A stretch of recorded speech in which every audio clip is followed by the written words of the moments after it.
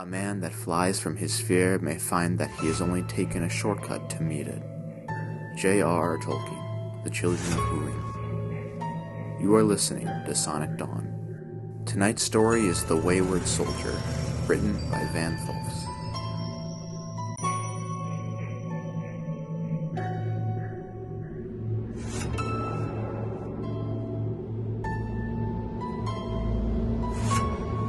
Inhale. Breathe in as much as you can. This story should last about as long as one breath, and then a little longer.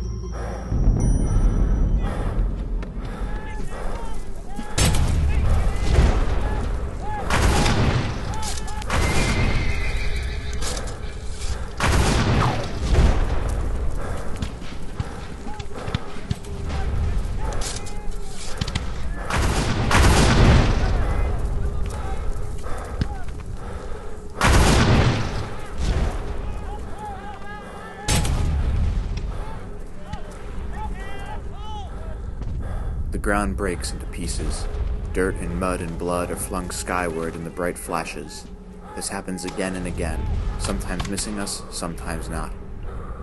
After a quick, nervous swallow, I take a deep breath and hold it in. We had been taught to do this back in military school.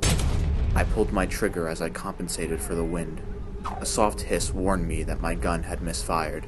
Just beyond the hazy battlefield, the woods stretched darkly. Inside, shadows moved from tree to tree. Occasionally, white eyes flashed like wolves' teeth. Gnashing and blazing in the dark, I realized I was still holding my breath, and quickly crouched, allowing my partner to take my place.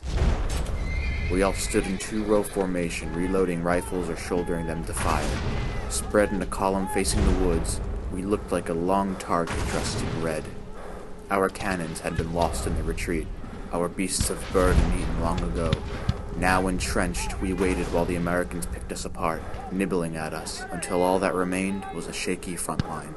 My partner fired. A neat chunk of the tree was blown apart, and the shade behind it drove outwards. Twisting and stumbling, it fled the tree line and made its way toward us.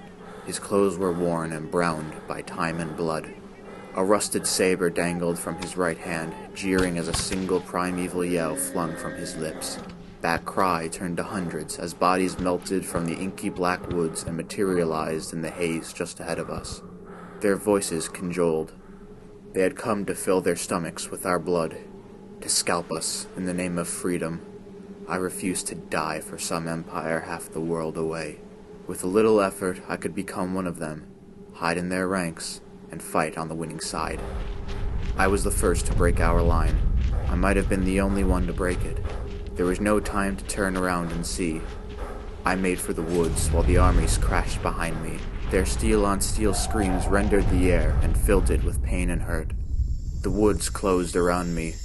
Tall, dark towers of wood wrapped warmly around, quieting the chaotic din of battle, as if it all was just melting away. I made it to a clearing and watched as leaves fell and the trees danced to the tune of the wind. Birds and brush chatted happily, and the stillness was far above the concerns of war. I could make a life here, forget who I was, become someone else, become an American. I could finally live a simple life free of debt, free of my chains, free of the chains from my past, baptized by war and born anew into this brave land of the free. Finally, I can have the new start I always wanted, but the silence was broken by a single cry. Coward! My neck snapped open. A small burst of shrapnel exploded from a tree. I fell to my knees, gasping for air. My hands flung to the burgeoning red, darkening my overcoat. Another explosion as something hot touched my ear.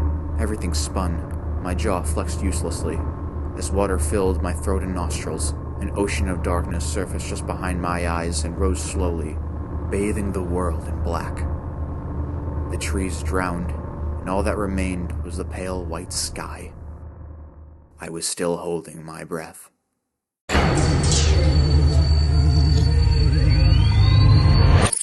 Sparks faded into view.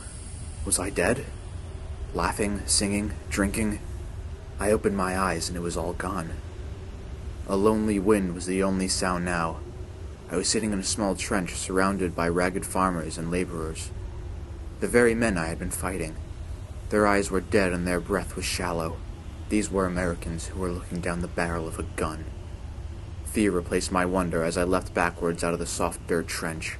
We were situated at the top of pockmarked hill. All around us was a line of red stretching as far as the eye could see. Ranks and ranks of British soldiers stood like a firing squad. Something whizzed past my head. Then another, and suddenly a hail of bullets assaulted me. Something caught my arm and wrenched me backward. Are you trying to get yourself killed? A yellow-eyed American hissed. His breath reeked of alcohol, and his nails dug dirty trenches into my skin. Only now did I notice I was no longer in a British regular uniform. Instead, someone had clothed me into a grubby farmer's outfit. The man with the yellow eyes handed me a rifle and motioned to a small awning along the backside of the trench. We held out against 2 assaults. We will hold out against another. A small mutter of approval from the disheveled soldiers around him. He handed me 4 bullets and a handful of gunpowder. Munitions were scarce, and I was told not to fire unless I could see the whites of their eyes. My mind spun as I staggered into the redoubt. We were on one of the barracks near Bunker Hill. We had taken this hill on the 3rd assault. Was this the will of God? Had he heard my plea? Was this path a new start? Then why had I been here of all places? Just to die? There was no chance of escape, but maybe if I could speak to the British, tell them of my journey, perhaps they would listen. Crouching beneath the dirt barrier, I pulled my knees tightly to my chest and waited. The assault was a quick and brutal affair. Hopes of the Americans were dashed and splattered across the trench, as volley after volley of the British slammed into the weakening walls.